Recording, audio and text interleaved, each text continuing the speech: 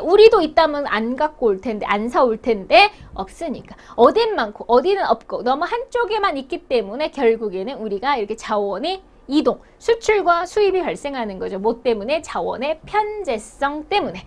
그래서 자원의 이동이 발생합니다. 그리고 이런 경우, 예를 들면 얘도 자동차를 만들고 우리도 자동차를 만드는데 우리 자동차를 사가요. 왜냐하면 똑같은 자동차도 우리 자동차가 더 기술이 좋으니까. 이런 거. 자, 그래서 국가마다 이런 뭐 환경도 다르고 기술 수준도 다르고 이렇기 때문에 서로 이렇게 이동이 생깁니다. 그러면 우리가 자원이라고 하는 건요, 소비지와 생산지가 다르다고 그래요. 예를 들면 석유는 여기서 났지만 이걸 사와서 여기서 쓰죠. 우리나라는. 그러면 생산지는 여기고 소비지는 여기잖아요. 그래서 자원이라고 하는 건 이동하기 때문에 생산지와 소비지가 다른 경우도 많다. 이렇게 보시면 되겠어요. 그래서 자, 자원 이동 원인 가장 결정적인 건 편제성. 많은 데서 없는 데로 갖고 오는 거다. 이렇게 보시면 되고요. 자, 그러면 다시 한번 조금 더 자세하게 아까 석탄, 석유, 천연가스, 원자력 얘기를 해봤는데요. 그 밖에도 또 자원들이 있습니다. 자, 석탄은 세계에 그래도 좀 고르게 있는 편이 우리도 있으니까 우리는 석유나 천연가스도 약간 있는데 많이 없는 편인데 석탄이 있어요. 우리도 석탄은 있습니다. 자, 그러니까 세계에 좀 골고루 있는 편입니다. 그리고 자원량, 매장량도 아직은 많다고 그랬죠? 자, 그러니까 이동량이 그렇게 많지는 않아요. 석유에 비하면, 그렇죠? 그래서 국제적 이동량이 그렇게 많은 건 아니지만 그래도 이동은 합니다. 우리나라는요, 있기는 있어요.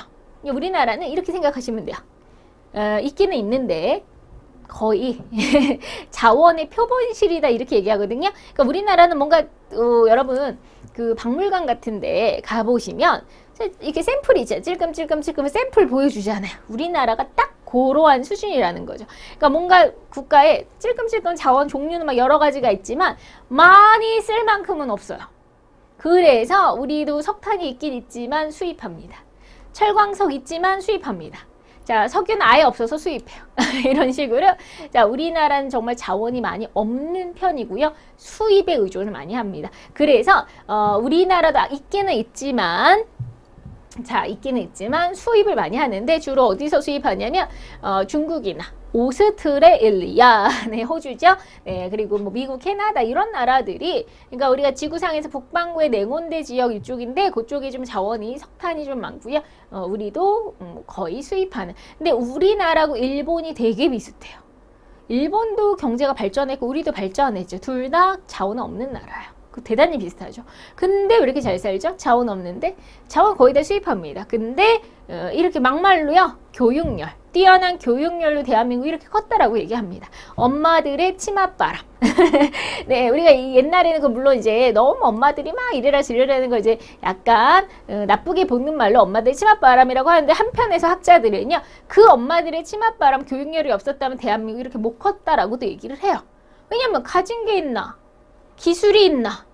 자원이 있나? 그쵸? 옛날에 또 가난했고. 근데 교육에 올인을 했고, 그래서 우리 인재들이 똑똑해졌고, 그러니까 이제 기술이나 이런 이제 우수한 능력을 발휘해서 우리가 이렇게 크게 된 거죠. 그쵸? 그래서 우리나라는 일본, 프랑스 뭐 이런 나라는 대부분 수입 국가입니다. 대체로 수입 국가. 그래서 석탄은 우리가 그래도 산업혁명. 자, 처음으로 세상에 이제 공장을 가동시키게 한 원동력이 되는 거고요. 최초의 산업혁명은 철 만드는 제철공업 이런 게 이제 처음이었어요. 그래서 제철공업의 원료였고, 근데 이제 단점이 약간 환경 문제를 유발하는 단점이 있었죠. 자, 이번엔 석유 가겠습니다. 석유가 제일 중요합니다. 시험 문제 나오면 석유가 제일 많이 나와요. 왜냐면 지금 제일 중요하니까. 그래서 석유는 가장 많이 사용되고 있는 자원이고요. 뭐 석유화학 공업의 원료가 되고요. 자, 석유는 대부분 어디에 있다고 그랬죠? 아까 중동 지역, 서남아시아, 나라로는 사우디아라비아가 1등. 그리고 지역으로는 자, 우리 중동 지역, 저기 세계 지도를 잠깐 보실까요? 자, 여기가 아프리카죠. 아프리카 옆에 여기 있는 여기 아라비아 반도예요. 여기가 사우디아라비아고요. 그 옆에 여기 사이에는 바다 있죠. 자, 여기 바다가 있는데 이 바다를 페르시아만이라고 해요. 이 바다. 페르시아만 주변에 전 세계 60%의 석유가 있어요. 자, 그래서 중동 지역, 그 나라로는 사우디아라비아가 1등, 그리고 서남아시아 또는 페르시아만 주변, 여기 기억하세요. 자, 화살표 나가는 거 보세요. 이렇게 굵직한 화살표가 지금 이동하고 있는 거죠. 그죠? 그러니까 어마어마한 석유가 해외로 지금 수출되고 있습니다. 물론 여기 말고도 60%니까 나머지 40%는 이제 다른 나라들에도 있겠죠. 그래서 사우디아라비아, 이란, 이라크, 쿠웨이트 뭐 이런 나라들 다 이쪽 중동이죠. 그다음에 이제 러시아라든지 뭐 미국이라든지 이런 등등등의 몇 개의 나라들이 자 이렇게 석유를 생산하고 있습니다. 집중적이에요. 60%나 있을 정도로 우리가 이제 과학 시간에 배우셨는지 모르겠지만 땅도 고생대, 뭐 고생대, 중생대, 신생대 이런 식으로 우리 지구의 역사. 자, 그러면 신생대가 가장 최근의 땅이에요. 신생대가. 자, 그러면 이 신생대에 석유가 많고요. 좀 오래된 고생대 땅에는 석탄이 좀 있어요. 네, 그래서 여기는 이제 신생대 땅이고요. 자, 석유가 나는 나라들끼리 기구를 하나 만들었어요. 한 20여 개의 나라들이 석유가 난 나라들끼리 자기들끼리 기구를 만들었는데 그것을 OPEC 읽으면 오펙이라고 하는 석유 수출국 기구라는 기구를 만들었습니다. 그래서 석유 수출국 기구 얘네들이 약간 치사하기도 한 게요. 여기서 이제 석유 생산량을 정해요. 자, 올해는 석유를 뭐 이만큼만 뽑아내자. 자, 근데 그걸 조금 뽑으면 어떻게 돼요? 석유값이 그냥 확 오르죠. 많이 뽑으면 석유가격이 줄어들고요. 그래서 얘네들의 파워가 국제시장의 그 석유 가격을 오르락 내리락 하는 그런 파워가 있습니다. 이게 석유 수출국 기구예요. 네, 그리고 당연히 너무나 이제 한쪽에밖에 몰려 있으니까 이동량 많을 수밖에 없는 거죠. 석유가 시험 문제 제일 많이 나옵니다. 자, 그 밖에 이제 천연가스는 아까 가스라고 해서 가스. 자, 환경 친화적이다. 청정 에너지라고 했죠. 근데 이제 가스는 이렇게 공기 중에 막 퍼져 있으니까 근데 기술이 나온 거야. 이거를 딱 압축시켜주는.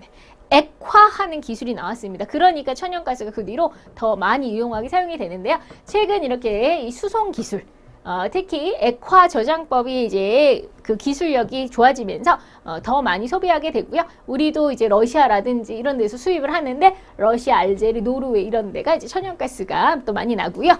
자, 그 다음에 이제 철광석. 철광석은요, 이 철을 녹여요. 막 그 용광로한테 팔팔 이렇게 녹이면 자 거기서 이제 그 우리가 흔히 철이라고 하는 성분을 떼어내는 거예요. 그 광물에서 이제 그 암석에서 철 성분을 떼어내서 자 그래서 철광석은 철을 만드는 원료가 되겠죠. 그래서 근대 공업에 아까 제철 공업의 기본이 되고요. 제철 공업, 철강 산업 이런 건 우리 산업혁명 시대에 석탄과 함께 굉장히 이제 유용한 중요한 그런 공업이었습니다. 국제적 이동 활발하고요.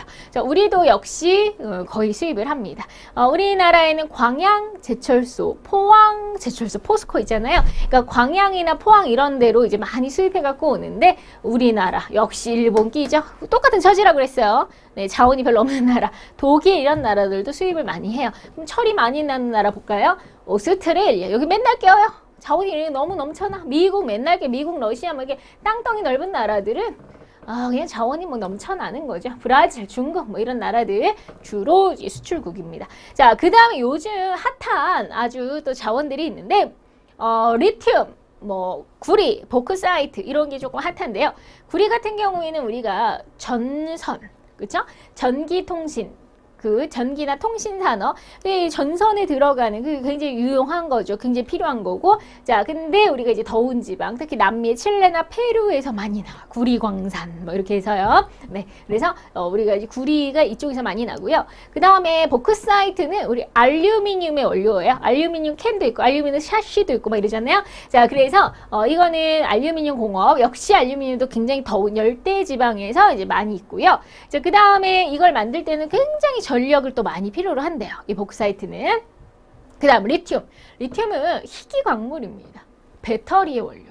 요즘 핸드폰 없으신 분이 거의 없으실 정도잖아요. 전 세계적으로. 그러니까 이 배터리가 얼마나 또 중요해요. 자, 그런데 핸드폰의 배터리를 많이 사용하는 희귀 광물이고 인기가 점점 많아지겠죠. 점점 필요한데 뭐 중국이나 볼리비아 이런 데서 또 이 리튬이 좀 납니다. 그래서 희귀 광물이니까 이런 자원을 갖고 있으면 이 자원만 팔아도 돈을 많이 벌겠죠. 그죠? 그러니까 자원이 많이 가지는 건 대단한 축복이다. 이렇게 생각하실 수가 있습니다. 자, 수많은 자원이 나왔지만 뭐 시험 문제는 단골로 석유가 나온다는 걸 잊지 마시고요. 자, 근데 이제 이 자원 때문에 우리가 때로는 많이 싸워요. 네, 싸웁니다. 그렇죠. 만약에 저기가 많다. 그러면 좀 뺏어오고도 싶고, 그러면 안 되겠지만. 자, 그래서 우리가 이 자원 때문에 분쟁이 생기는데 인구는 자꾸 늘어나고, 근데 자원은 자꾸 고갈되고, 그쵸? 바닥은 나고. 근데 자원은 또 어떤 지역에만 있고. 자, 그러니까 서로 차지하려는 그런, 분쟁들이 좀 생기는데요. 자, 대표적으로 우리가 페르시아만, 아까 페르시아가 석유가 많이 나니까 그 주변 지역에서는 옛날부터 크고 작은 전쟁이 참 많아요. 중동 전쟁부터 해서요. 그 다음에 남중국해. 자, 중국 남쪽 바다요. 중국 남쪽으로 가시면 이제 동남아시아하고 붙는 거죠. 그래서 이 남중국 그 바다 쪽에도 뭐 천연가스라든지 이런 자원이 많이 매장돼 있어요. 그럼 중국이나 주변의 동남아시아 국가들이 막 서로 으르렁 되는 거죠. 그 자원을 차지하기 위해서. 이번에는 동중국입니다. 중국 동쪽이에요. 중국 동쪽으로는 이제 일본과 트러블이 좀 있어요. 네, 그래서 중국과 일본 사이에 그 방향 중국 바다인데 동쪽이면 약간 일본과 그 다음에 남쪽이면 동남아시아 쪽 애들과 트러블이 있는 거고요. 기니만 아프리카 요 기니만 주변에도 이제 석유라든지 이런 게 나왔기 때문에 그 주변에서도 트러블이 있고 카스피해 자, 이 카스피해 주변도요 굉장히 또 그 주변 나라들이 서로 이제 차지하기 위해서 네, 굉장히 싸우고 있고요. 북극해. 자, 북극 바다죠. 네, 요즘에 이제 북극해 거기도 자원이 많기 때문에 이 북극해 주변 항상 그러니까 요 지역 주변 애들끼리 서로 다투는 거예요. 네, 그래서 이렇게 자원 때문에 싸우는 경우가 많은데 아까 특히나 이제 석유 때문에 참 많이 싸워요. 석유가 중요하니까 석유가 난 나라끼리 만든 기구가 뭐였죠? 석유 수출국 기구였죠. 오페이시 아까 오펙이었어요. 근데 얘네들이 아까 석유를 많이 만들까? 많이 뽑아낼까? 조금 뽑아낼까? 자, 이렇게 양을 정한다고 했죠. 양을 정하니까 우리가 가격이 오르락내리락 하는 그래서 얘네들이 서로 뭉쳐서 가격을 조절해서 우리 가격을 그냥 다 같이 이번에 올려버릴까? 이런 거 사실 굉장히 횡포죠? 담합이라고 합니다. 담합. 그래서 그러면 자원을 무기화하는 건데 얘네들이 이런 거죠. 예를 들면 우리나라한테 야 코리아 너네 이렇게 뭐 얘네들이 요구하는 대로 안 하면 니네한테 석유 안 팔어? 막 이런 식으로 나올 수도 있는 거죠. 그럼 큰일 나는 거죠. 우리처럼 석유 없는 나라는. 그래서 이 자원을 가진 나라가 자원을 마치 이제 무기처럼 이용하는 거죠. 협상이라든지 이런데 이런 것을 자원 민족주의라고 해요. 그러니까 이런 자원 민족주의 하기가 좋은 게 바로 석유 수출국 기구에 석유가 되는 거죠. 그쵸? 네, 그래서 이런 에너지 때문에 그 다음에 또 자원 중에선 또 싸움이 많은 자원이 물이에요. 물 때문에 많이 싸워요. 특히 물이 없는 지역, 물이 부족한 지역은 물 때문에 잘 싸우게 되는데요. 자, 요즘에 이제 사실 물 많이 마시기만 하는 게 아니라 공장에서도 쓰고요. 농업 용수로도 쓰고요. 물은 계속 필요로 하죠, 사람들이. 자, 근데 물은 점점 공급이 줄어들고 있죠. 물이 왜냐면 귀해지고 있고 사람들이 함부로 쓰고 오염되고 있고 이러니까요. 자, 그래서 특히 우리가 건조한 지역, 건조는 물이 또 귀하잖아. 아프리카, 사막 이런데요. 자, 그런 지역은 특히나 물 때문에도 싸웁니다. 그래서 예를 들면 뭐 나일강을 한번 들어볼까요? 세계에서 제1긴 강, 1등이야 강이라고 했죠, 나일강. 자, 나일강을 딱 보시면요. 이제 아프리카의 나일강이 이렇게 흐르는데요. 그러면 여기가 상류예요. 여기가 위고 여기가 하류입니다. 물은 항상 높은 데서 낮은 데로 흐르죠. 자, 가뜩이나 물이 없는데 여기 위에서 댐을 만들어 버렸어요. 자, 물을 막아버린 거죠. 그럼 밑에 있는 나라들은 이제 힘들어지는 거죠. 그죠? 그래서 이 나일강이라고 하는 강 하나를 두고 여러 나라가 같이 사용을 해요. 그러니까 위에서 물을 막아버리면 밑에가 난리가 나는 거고 만약에 위에서 또 물을 더럽히면 밑에 있는 나라들 다 피해를 보는 거죠. 이런 문제가 생기는 거야. 그래서 자, 우리가 이렇게 우리나라는 그래도 한강 우리나라만 써요. 낙동강 우리나라만 써요. 근데 이렇게 나일강, 뭐 겐지스강, 메콩강 뭐 이런 수많은 강들은요 여러 나라가 공유해서 쓸 수가 있어요. 그렇기 때문에 이런 강을 국제 하천이라고 해요. 여러 나라가 국제적으로 공유한다. 이런 국제하천 주변은 좀 문제가 있을 수가 있는 거죠.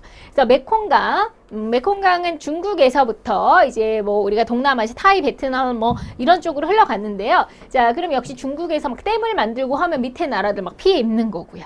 그 다음에 겐지스강, 자, 우리 인도 쪽의 강. 나일강 이런 거 심각하고요. 자, 그 다음에 우리가 이제 리오그란데, 이건 미국과 멕시코 사이에 있는 강이죠. 그 다음에 티그리스 유프라테스 강 역시 우리 중동 지역, 서남아시아 지역에, 자, 여기는 터키와 그 다음에 그 밑에 있는 시리아, 이라크 이런 나라들과 또 물 분쟁이 있어.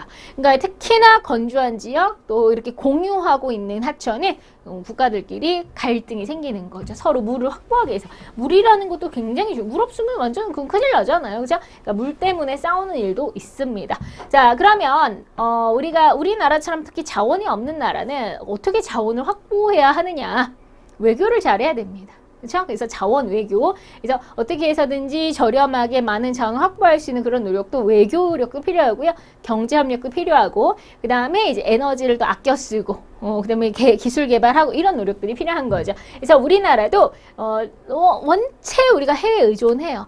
해외 의존하는데 만약에 외국에서 너네 대한민국한테 안 줘 이래버리면 우리는 되게 당황스러운 거죠. 그래서 너무 의존도가 높다는 건 문제가 있는 거고요. 그 다음에 너무 많이 씁니다. 그렇게 자원이 없는 나라에서 또 소비는 엄청 많이 한다는 거.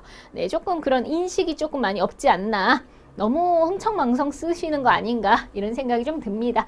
저부터도 반성을 해야 되겠죠. 자, 그래서 우리가 에너지 자원, 특히 물 때문에 물 자원 이런 걸로 많은 갈등들이 있을 수 있다라고 생각해 볼 수 있고요. 자, 자원이 많은 나라가 있어요. 어떤 나라는 그러면 상식적으로 자원이 많으니까 잘 살겠네. 자원이 없어요. 그러니까 좀 못 살 수 있겠죠. 그죠? 이건 너무나 당연한데 의외로 자원이 많은데도 못 사는 나라가 있고요. 자원이 없는데도 잘 사는 나라가 있어요. 그렇게 해서 한번 유형을 나눠보겠습니다. 자원이 풍부하니까 잘 살더라. 그냥 자원이 넘쳐나는, 그러니까 그것만 팔아도 돈을 버는 거죠. 오스트레일리아 뭐 우리나라가 거기서 석탄, 철광석도 사오고요. 그 다음에 우리가 양고기도 사오죠. 네. 그리고 소고기도 사오죠. 그게 다 자원이죠. 호주산 얼마나 많아요. 그 다음에 노르웨이산 연어 요즘 인기 많죠?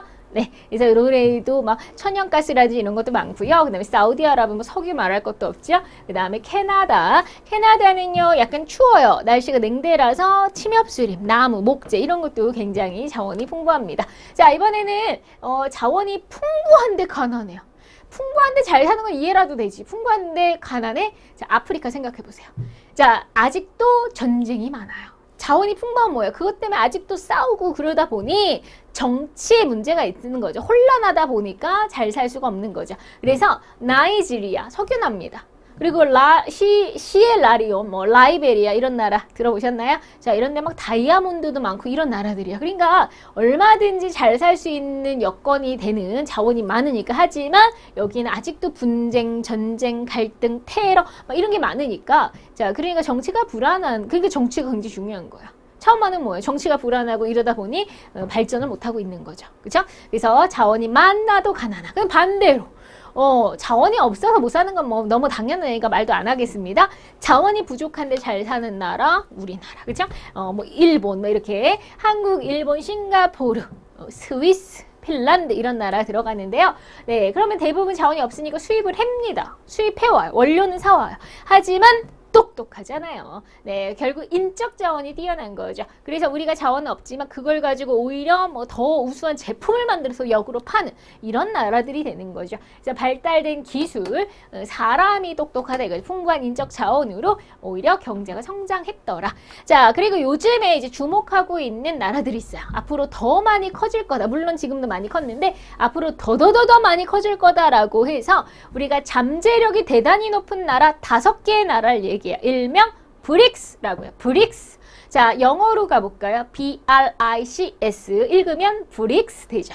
그렇죠? 자, 5개라고 했어요. 그러면 이 알파벳이 5개의 나라를 숨겨놓고 있어요. B, 브라질. R, 러시아.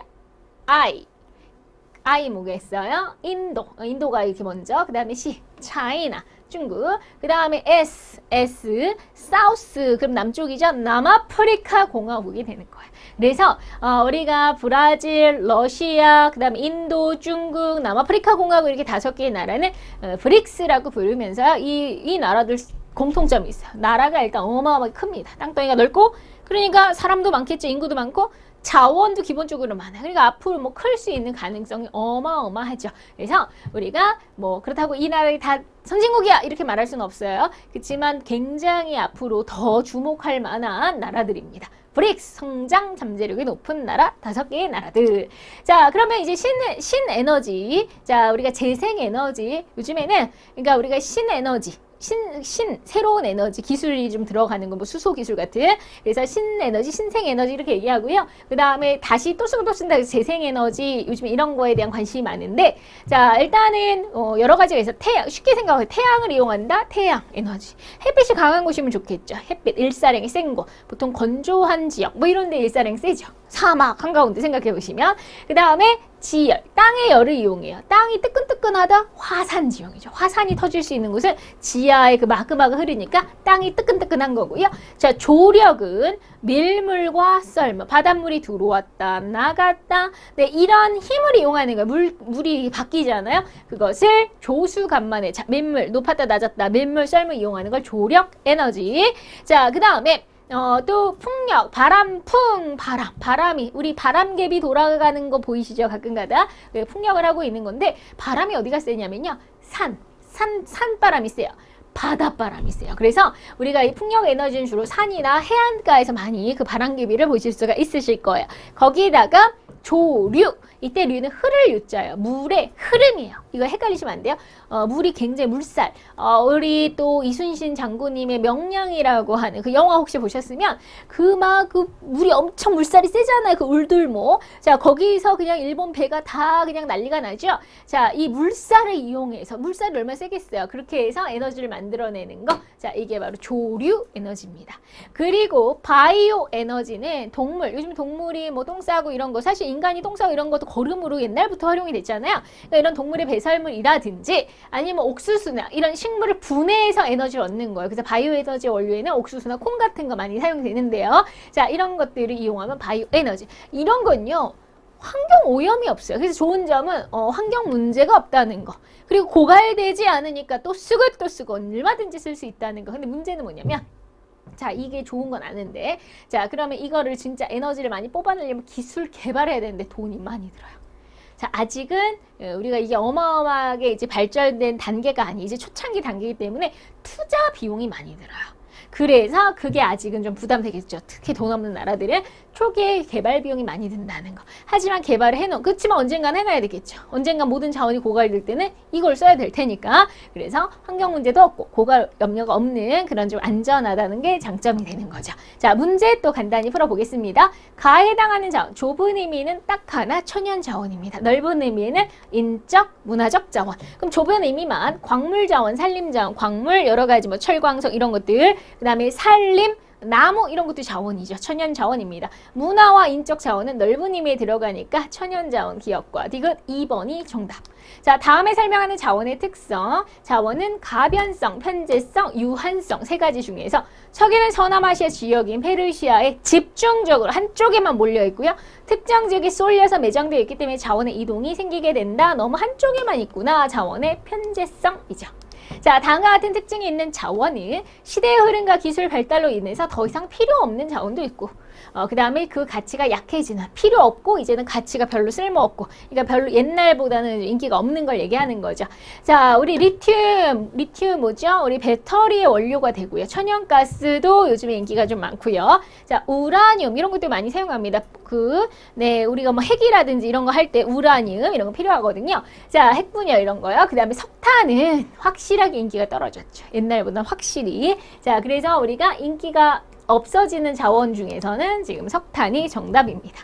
자, 4번. 다음에 설명하는 기구는 석유, 산유, 석유가 나는 나라들끼리 가격 담합을 하는 기구예요. 석유 수출국 기구죠. 사우디아라비아, 이라크, 쿠웨이트 등의 국가가 당연히 가입되어 있고 자원의 유한성에 자각해서 언젠가는 자원도 고갈되잖아요. 그러니까 그걸 생각하면서 얘네들이 만들었대요. 자, 석유 수출국 기구 OPEC입니다. 네. 되셨죠? EU는 유럽연합, IMF 국제통화기구, 나프타 그 북아메리카 북미 자유무역 협정을 얘기하죠. 정답은 1번. 자, 5번. 다음에 해당하는 자원은 주요 수출국은 러시아, 알제리, 노르웨이. 청정 원료래요. 깨끗하네요. 대중교통, 버스 이런 데 많이 들어가고요. 액화, 저장, 수송 기술 발달로 소비가 급증하고 있는데 자, 이것은 가스, 천연가스가 되죠. 정답 2번. 자, 다음 설명에 해당하는 자원은 주로 전력 생산에 사용되고요. 발전 비용이 저렴합니다. 그렇지만 방사능 문제가 생겨요. 폐기물 처리 문제. 자, 그러면 이것은 원자력이죠. 4번. 자, 다음 지역에 공통된 자원 관련 특징. 페르시아만, 남중국, 동중국. 자, 중국 쪽에서 바닷가 쪽, 기니만, 카스피해 이런 데는 다 자원 때문에 뭐 석탄, 석유라든지 천연가스 이런 거가 관련돼서 싸우는 지역이죠. 자원 이용에 있어서 갈등 지역, 자원이 부족한 지역, 자연환경 파괴 지역, 자원 이동 기피 지역, 자원 때문에 싸우는 에너지 분쟁 지역이 되는 거죠. 정답 1번. 자, 다음과 같은 에너지 특징, 바이오, 태양, 지열, 조력, 풍력. 한마디로 재생에너지, 신재생에너지들이죠. 환경오염이 생기지 않고 재생이 가능하다. 정답. 자, 극심한 편질성, 이거는 상관없죠. 환경오염이 발생하여? 아니, 틀렸죠? 인류가 이용할 수 있는 시간이 얼마나 고갈된다는 뜻인데 아니죠? 정답은 1번입니다. 자, 그러면 자, 우리가 이제 이 환경 문제는 잘 알고 있는 문제들이니까요. 네, 간단하게 이야기해 보도록 하겠습니다. 이제 5단원. 네, 잠깐 숨 고르시고요. 자, 요즘에 이제 환경 문제 뭐 너무 지겹게 들었죠. 어렸을 때부터 너무 환경 문제 심각하다. 자, 근데 말만 들었지 진짜 심각성을 느끼시나요? 저는 좀 관심 많거든요. 환경 문제. 좀 진짜 진지하게 생각하셨으면 좋겠어요. 환경에 대해서. 네, 그래서 자, 정말 뭐 말로만 듣는 그냥 맨날 듣는 그런 뻔한 소리로 생각하지 마시고요. 자, 우리 환경 문제는요. 결국 우리 인간들이 일으켰죠. 그렇죠? 인간들이 일으켜서 결국 그 피해가 인간한테 돌아온 겁니다. 부메랑이죠. 그렇죠? 결국 우리가 한 만큼 되돌아온 겁니다. 우리가 더럽게 썼으니까 그만큼 더러운 물, 더러운 공기 우리가 맞게 되는 거죠. 그렇죠? 그래서 우리가 예전에는 환경 문제가 없었어요. 농업사회 때는. 농업사회 때 농사짓고 그렇게 자연에 무리를 안 했습니다. 근데 우리가 공장이 생기고 산업혁명이 되면서 자, 우리가 뭐 스티로폼, 일회용 용품도 나오죠. 그죠? 그 다음에 옛날보단 너무나 많은 물건을 만들어내요. 그만큼 쓰레기가 많아지죠. 그죠? 그러니까 옛날에는 그렇게 그런 능력도 안 됐기 때문에 우리가 뭐 농사 지어서 먹고 싸고 그럼 거름되고 뭐 별로 그렇게 자연에 피해가 안 되는데 자꾸 무슨 화학용품이 나오고 제품이 나오고 대량으로 만들고 막 전기 함부로 쓰고 굉장히 심각해지고 이제 지구가 감당이 안 될 정도로 환경 문제가 심각해졌습니다. 그래서 이런 말이 있어요. 지상 최대 쓰레기는 인간이다. 지구 입장에서는 제일 쓰레기가 인간일 수 있어요. 그거 맞죠? 왜냐하면 인간이 없었을 땐 아무 문제가 없는데 인간 때문에 이런 문제가 지구를 병들게 했잖아요. 지구 입장에서 그렇죠?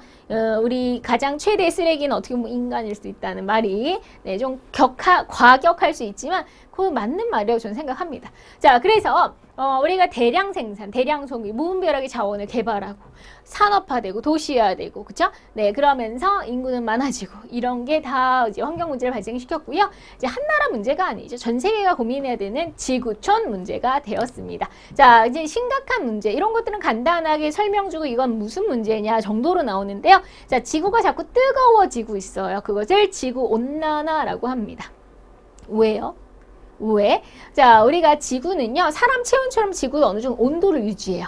태양을 받아요. 태양을 받죠? 자, 태양을 받는데 계속 열이 올라가면 불덩이가 되겠죠. 그러면 지구는 안 그렇잖아. 그 말은 태양을 받으면 그만큼 또 보내요. 반사를 시켜. 태양열을 받고 반사하고, 태양열을 받고 반사하고, 100을 받았으면 다시 100을 반사해서 계속 유지를 합니다. 체온 유지하듯이. 근데 그 균형이 깨진 거죠. 자, 받았는데 반사가 제대로 안 되는 거예요. 100을 받아서 100을 내보내야 유지가 되잖아요. 받은 만큼 내보내야 100을 받았는데 99밖에 안 나가요. 1이 남네요. 서서히 이런 식으로 조금씩 쌓여가면서 지구가 뜨거워져요. 왜? 자, 바로 우리가 이산화탄소라고 하는 자, 우리가 지구에서 이산화탄소를 너무 많이 배출합니다. 석탄, 석유 이런 걸 사용하면 이산화탄소가 많이 나와요. 그리고 나무를 베어내잖아요. 나무가 이산화탄소를 흡수해 주는데 나무를 베어내니까 이산화탄소 흡수가 안 되고 이산화탄소 더 많아져요. 그래서 자, 화석연료 사용, 가축 사용, 사육을 증가시키고 무분별한 산림 개발 자, 이런 것들이 결국 이산화탄소라고 하는 자, 온실가스를 증가시킵니다. 자, 다시요. 지구가 있으면 태양열을 받아서 다시 튕겨 보내야 된다고 그랬죠. 그렇죠? 그런데 나가야 되는 애들이 들나가는 거예요. 그래서 나가야 될 애들이 나가다가 자꾸 이렇게 튕겨 들어오는 자, 그러니까 지구가 자꾸 따뜻해지는 거죠. 서서히. 여러분 겨울에 온실에 들어가시면 따뜻하죠. 그렇죠? 네, 나무도 잘 자라고. 그래서 마치 이건 온실 효과 같다. 온실 효과, 온실가스라고도 부르는 거예요.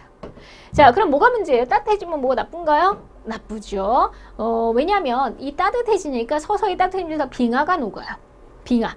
자, 그러면 북극이나 남극의 빙하가 녹으면서 이 얼음이 물대죠? 바닷물이 차오르죠? 바닷물이 차오르면서 해수면이 상승하면서 저지대. 여러분 몰디브 같은 건 앞으로 50년 안에 사라지죠. 해안 저지대가 침수됩니다. 없어지는 나라들이 생기고요.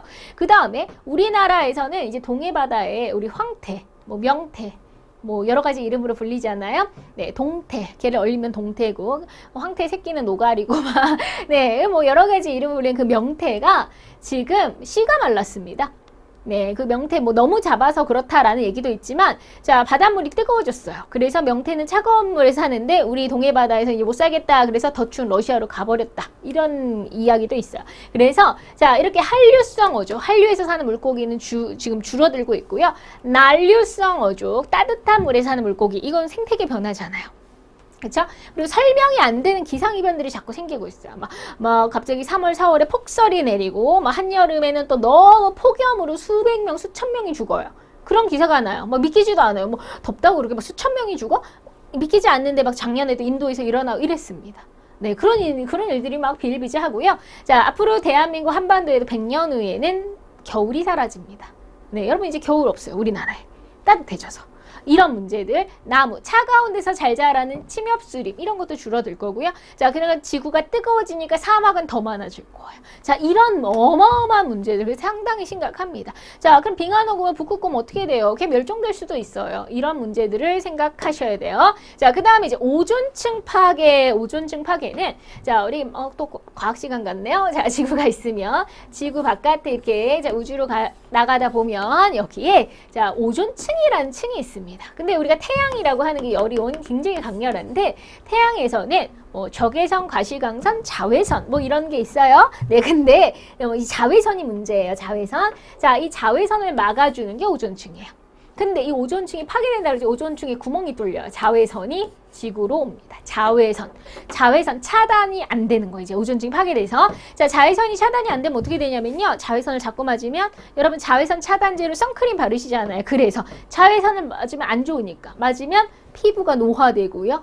네, 백내장, 눈 질환인 노인성 질환인데 백내장 많이 걸리고요. 그 다음에 이 자외선 많이 받은 식물들. 네, 안 좋겠죠. 그쵸? 그래서 농산물에도 이제 감소로 이어지고요. 자, 그 다음에 역시 바다의 플랑크톤이 줄어들면서 해양 생태계에도 변화를 준 안 좋아요. 그쵸? 자, 근데 왜 오존층 왜 파괴되냐? 자, 우리가 요즘에 뭐 스프레이 같은 거 찍찍 자, 이런 거 스프레이 할 때 나오는 게 프레온 가스입니다. 그 프레온 가스가 자, 여기 들러붙어서 구멍을 낸다고 하죠. 프레온 가스, 유식하게 얘기해 볼까요? 염화 플로르와탄소. 아, 말이 어렵죠? 네, 그래서 자, 뿐만 아니라 이 프레온 가스는요. 염화 플로르와탄소는 냉장고나 에어컨 차갑게 만드는 그 냉매제로도 이용돼요. 근데 냉장고, 에어컨은 뭐 요즘에는 이제 필수품이 됐잖아요. 그죠? 그러니까 그런 걸 많이 쓸수록 바로 이 오존층에 그 파괴를 갖고 오는 거죠. 그러면 또 이런 문제들이 생기는 거고요. 자, 이번에는 사막이 자꾸 커지고 있습니다. 우리 사막. 대표적으로 우리 아프리카 제일 큰 사막 사하라 사막이라고 했죠. 자, 여기는 원래 사막이었고 이 사막 주변 여기는 사막이 아니었는데 여기까지 사막으로 퍼지는 거예요. 사막으로 점점 왜요? 인간들이 너무나 농사를 막 짓고 네, 가축을 막 기르고 이러다 보니까 자, 이 토양이 너무 농사 많이 짓고 가축들이 너무 또 풀 다 뜯어먹고 하니까 감당이 안 되는 거죠. 토양의 질이 나빠지는 거예요. 거기다가 또 불쌍하게도 가뭄까지 이렇게 막 오랫동안 가뭄 생기니까 아예 못 쓰는 땅이 돼버리는 거죠. 그래도 기름진 땅이었는데 못 쓰는 땅이 된다는 게 문제인 거예요. 사막화. 자, 그래서 여기 지역이 아프리카 제일 밑에 사헬지대 제일 심각하죠. 자, 사막은 여기만 있는 거 아니에요. 중국도 사막이 있어요. 중국의 사막도 커집니다. 중국 사막에서 불어오는 모래바람, 황사 앞으로 더 커집니다. 이런 게 문제인 거죠. 그래서 자, 농경지는 줄어들겠죠. 이 사막이 커지니까 식량은 더 부족해질 거고 이 지역들. 그 다음에 물이 사막화되면서 그나마 물도 말라버리면 물 부족 현상도 일어날 수 있어요. 그래서 그러니까 우리랑 상관없겠지가 아니에요. 지구 온난화 우리나라에도 지금 이렇게 피해가 오고 있고요. 자, 오존층 파괴 우리도 뭐 자외선 조심하셔야 되는 거고 사막화, 중국 황사 우리 다 피해 있는 겁니다. 그러니까 나 몰라라 할 일이 아닌 거죠. 다 우리랑 관련이 있고요. 그 다음에 요즘에는 생물의 뭐 생태계를 보시면 뭐 우리가 동물도 그렇고 식물도 종류가 대단히 많은데 그게 어마어마하게 많은 수들이 멸종되고 파괴되고 있어요. 생물종 다양성이 감소되고 있습니다. 특히 브라질의 아마존 가시면 거기 어마어마합니다. 정말로 다양한 동식물들이 살고 있는데 브라질만 봐도 어마어마 개발하죠. 산림 파괴를 하고 있어요. 그러니까 살 곳이 없어지는 거예요. 멸종되는 겁니다. 그렇게 되니까 애들이 살 곳이 없으니까요. 그쵸? 자, 그래서 동식물의 서식지가 파괴되고 그래서 우리 멸종 위기에 놓인 동물들이 지금 한둘이 아니죠. 팬더도 그렇고요. 우리 귀여운 그 판다, 그죠? 그뿐만 아니라 뭐 호랑이 같은 경우에도 네, 굉장히 수많은 동식물들이 자, 특히 인간이 잡아서 그런 것도 있어요. 또 인간 욕심에서 뭐 잡아먹기도 하고 그런 것도 문제지만 또 이런 서식지가 파괴돼서 이런 문제들이 생긴다는 거. 자, 그래서 너무 잡는 거, 또 우리가 그 서식지가 파괴되는 문제. 자, 생태계 균형이 파괴되고 우리 먹이 사슬이라고 하잖아요. 먹이 사이클이 단절되면서 결국에는 이런 것들이 또 인간에게 다 고스란히 피해로 온다. 이거. 결국 우리가 한 만큼 되돌아오는 거예요. 우리가 다 당하는 겁니다. 그죠? 영화에서 보면 막 지구가 막 환경 오염으로 다 망하고 막 이런 영화들 있잖아요. 진짜 그런 일이 벌어지지 않을까 싶다니까요. 네, 그래서 좀 심각하게 느끼셔야 합니다. 자, 그럼 앞으로 우리는 어떠한 환경을 위해서 어떤 노력을 해야 되냐면 지속 가능한 발전. 자, 요거는 또 우리가 욕심은 많아요. 자, 환경은 지키셔야 되겠죠. 그렇다고 이제 경제 개발 안 해요? 그럴 수는 또 없어요. 우리 인간은 경제 개발도 해야 되고 환경도 지키고 싶어요.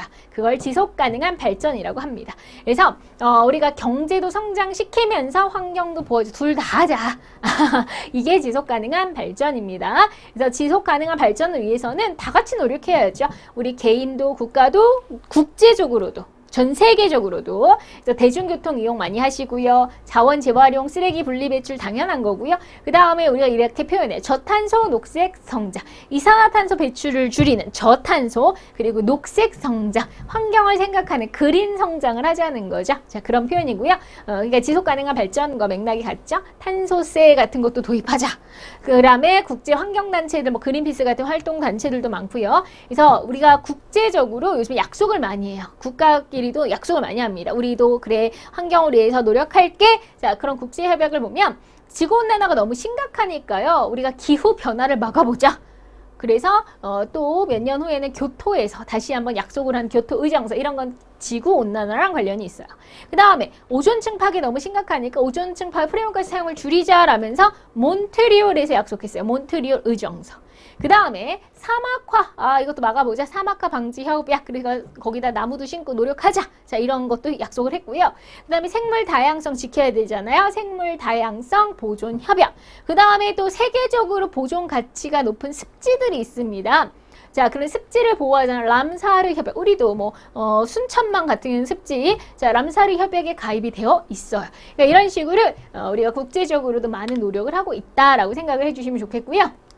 자, 그래서 이제 환경 문제는 아까 이제 굵직한 것도 배웠지만 나라와 나라를 넘습니다. 국경을 초월해요. 자, 그것이 국경을 넘는 한 국가. 그러니까 이 나라에서 시작이 됐는데 이 나라로 넘어가는 거예요. 이제 다른 나라한테 피해를 주는 거죠. 자, 대표적으로 황사가 그렇습니다. 왜냐하면 황사는 중국의 사막에서 생기는 사막이니까 모래가 있겠지. 모래바람이 봄에 그 바람이 강해요. 편서풍이라는 바람을 타고 우리나라 오는 거예요. 자, 그러니까 우리는 졸지에 중국의 황사를 맞으니 얼마나 화가 나잖아요. 우리 때문도 아니고 중국에, 자, 여기가 이제 사막이 많아요. 중국 몽골 쪽에. 거기에 이제 모래바람이 바람을 타고. 이게 심하면요, 일본도 가고요. 더 심하면 바다 거는 미국까지도 간대요.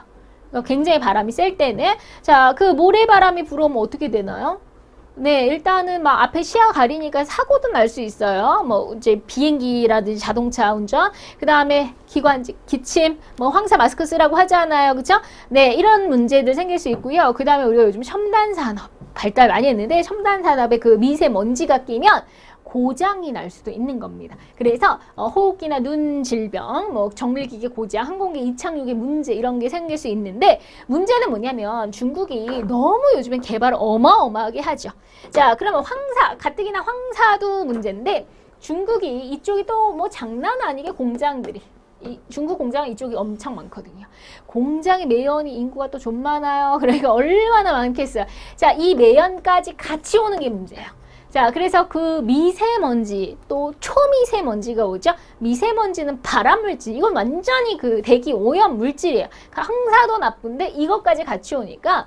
자, 그래서 우리가 뭐, 바깥에서 미세먼지가 심한 날, 1시간 동안 공기를 마시는 건 방 안에, 꽉 틀어박힌 방 안에 담배 연기를 1시간 이상 마시고 있는 거 똑같아요.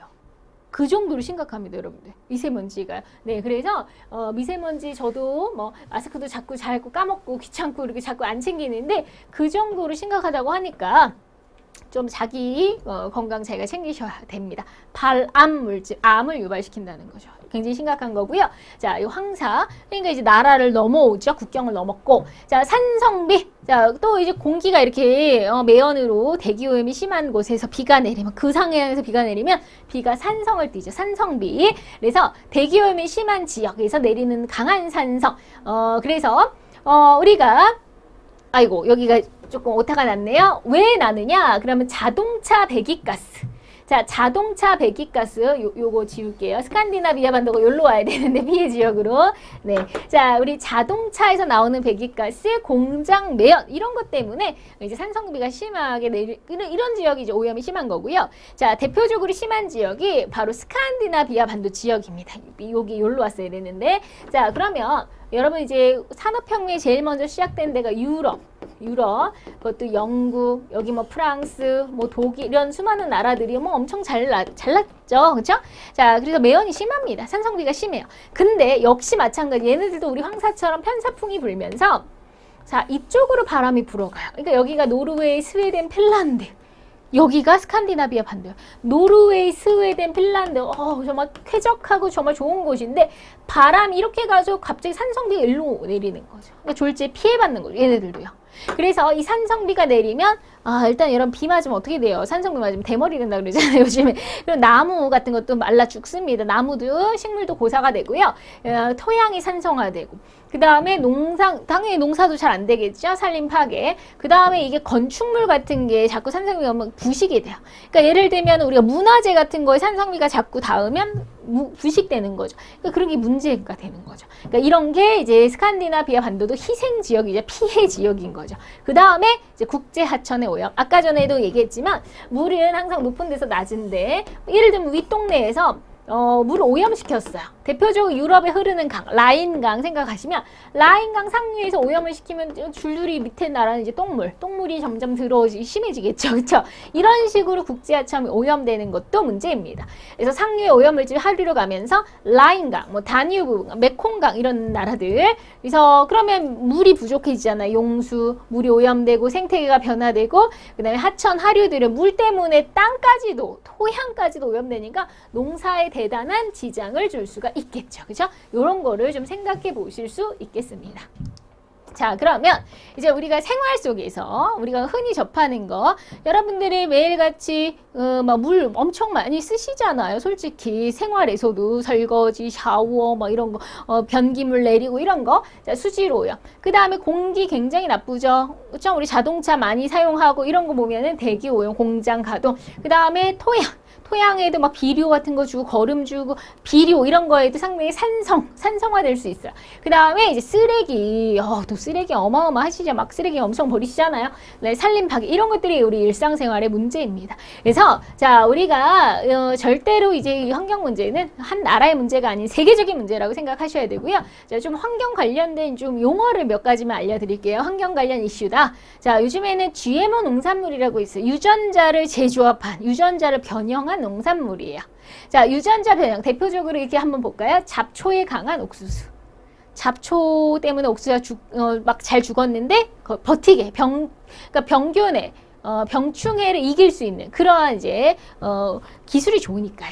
자, 잘 무르지 않는 토마토, 카페인을 제거한 커피 이런 식으로 유전자를 변형시키는 농산물이 나오는 거예요. 특히 우리가 이렇게 뭐 잡초에 강한 옥수수라든지 뭐 슈퍼 옥수수 이런 걸 만들어서요. 아프리카 식량난에 대단히 기여를 했습니다. 굶어 죽어가는데 이제 이렇게 뭐 대량 생산할 수 있게끔 유전자 변형하니까 자 굶어 죽는 애들한테는 굉장히 중요한 식량이 돼주죠. 그래서 이런 식량 문제 해결에도 도움이 되고 그 다음에 상품도 더 강해지고 좋을 수 있어요. 근데 문제는 뭐냐면요. 자 이제 만약에 새로 만든 딱 잘 무르지 않은 토마토를 처음 개발했어요. 자 그러면 이게 진짜 건강에 좋을지 나쁠지는 모르는 거죠. 이제 처음 만들어 본 거잖아요. 그래서 제가 먹었습니다. 자, 근데 먹는다고 증세가 바로 나타나나요? 근데 그게 5년이 될 수도 있고 10년이 될 수 있고요. 자, 아무 문제가 없으면 다행인데 그 10년 후, 20년 후에 아, 이게 인체에 굉장히 해롭구나라는 게 밝혀지면 어떡할 거예요?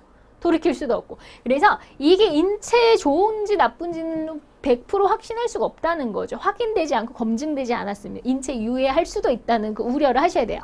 그 다음에 로컬 푸드, 로컬이 지역 음식이죠. 자, 지역의 먹거리, 지역의 농작물을 먹어주자, 소비하자라는 운동이 로컬 푸드 운동인데요. 자, 예를 들면 우리 동네에서 난 곡식 그런 걸 먹자는 거. 우리 동네에서 재배한 것들.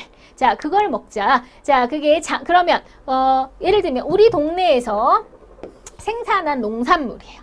우리 동네에서 자 그러면 우리 동네에서 바로 내가 먹었으니까 멀리서 갖고 운반한 게 아니죠.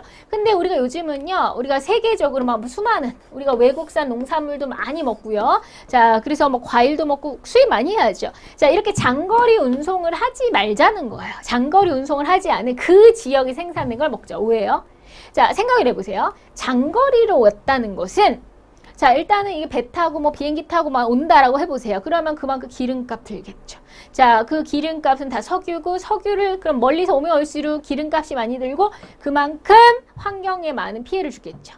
그렇죠? 그 수송수단이 오래될수록 우리가 석탄, 석유 같은 걸 쓸 테니까 자 그럼 환경에 피해를 줄 거고 그 다음에 이런 농산물이 상하면 어떻게 해요? 분명히 팍팍 네, 많이 방부제라든지 농약을 많이 치겠죠. 멀리서 갖고 오려면요. 그렇죠? 그거 생각하셔야 돼요. 그래서 장거리 운송을 했다는 건 온실가스나 농약 같은 게 많이 있을 수 있는데 우리가 그 지역의 먹거리는 온실가스 배출 운송도 안 했을 거고 멀리 농약 같은 거 덜 쳐도 되겠죠. 바로 먹는 신선한 그러니까 결국 신선한 걸 먹을 수 있으니까 환경도 좋고 우리 건강에도 좋고 그래서 이런 맥락에서 푸드 마일리지라고 하는 것도 있는데요. 마일리지 우리가 보통 마일리지 정립하면 좋은 거잖아요. 이건 나쁜 마일리지야. 나쁜 마일리지.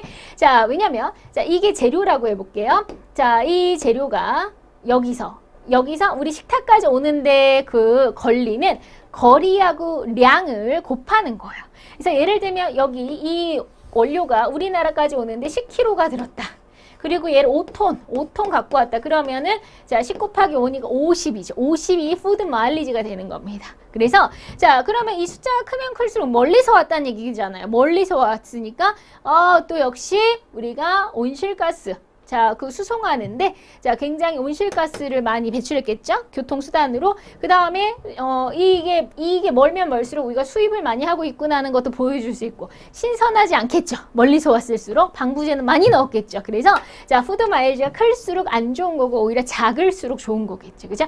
같은 맥락입니다. 그래서 우리가 요즘은 환경을 생각해서 자, 요런 용어들도 나왔다는 거 좀 상식적으로 기억해 주세요. 자, 문제 풀겠습니다. 환경 문제가 아닌 것을 지구온난화, 오존층 파괴, 사막화, 지진은 자연재해죠. 4번 틀렸고요. 자, 다음에 해당하는 환경 문제는 온실가스가 많아져요. 이산화탄소, 해수면이 상승해서 저지대가 침수됩니다. 양극지방의 북극과 남극이 빙하가 녹아요. 지구온난화랑 관련이 있죠. 자, 그 다음 1번. 다음과 같은 원인으로 발생한 자연재해는 무분별하게 나무를 너무 베어내니까 과도한 경작과 목축, 너무 농사짓고 가축 기르니까 가뭄이 계속되고 지하수를 개발하고 하다 보니까 못 쓰는 땅으로 변하는 거죠. 그렇죠? 이것은 사막화랑 관련이 있습니다. 정답 2번. 다음에 설명한 환경 문제는 봄철에 중국의 사막에서 발생한 흙먼지가 편서풍, 바람을 타고 우리나라 옵니다. 황사죠. 자, 호흡기 질환, 정밀기계 공업 등에 영향을 미치는 건 바로 1번 황사입니다. 사막이 커지면 황사는 더 커질 것이다. 자, 다음과 같은 현상에 영향을 준 것은 작물 재배 북한 개선이 북상하고 있다. 자, 이 말은 뭐냐면요. 자, 우리나라의 농작물 재배선이에요. 그게. 자, 그럼 예를 들면 귤은 여기까지 키울 수 있어. 대나무, 녹차는 여기까지 키울 수 있고, 이런 식으로 이렇게 뭐 감자는 여기까지 키울 수 있고, 이런 선이에요. 근데 우리가 점점 따뜻해지니까, 귤? 여기까지도 키울 수 있겠네. 올라가는 거죠. 대나무, 뭐 녹차 여기까지 키울 수 있겠네. 이런 식으로 점점점 따뜻해지는 지역이 올라가니까요. 그죠? 네, 그러면 차가운 지역은 줄어들고 따뜻한 지역은 커지는 농작물의 이 한계선이 점점 올라간다. 북쪽으로 올라간다. 이건 지구온난화랑 관련이 있는 거죠. 자, 한반도에 자생하는 소나무가 매년 감소하고 있다. 네, 이런 것도 이제 지구온난화랑 관련이 있고요. 겨울철 동해안 명태 어획량이 줄고 있다. 우리 한류성 어족이 감소하는 거죠. 자, 그러면 정답 2번입니다. 자, 이번엔 6번. 자, 전 지구적 차원의 환경 문제, 지구촌 문제가 아닌 거. 자, 지구온난화, 오존층 파괴, 생물 다양성 감소. 자, 지진은 아니었죠. 정답 1번. 자, 지속 가능한 개발의 사례로 적절하지 않은 환경도 생각하면서 개발하자는 거죠. 자, 갯벌을 보존하자. 이런 거는 갯벌 지키는 거고, 도심의 하천지 개발 보존, 도심의 하천을 보존하자 이거죠.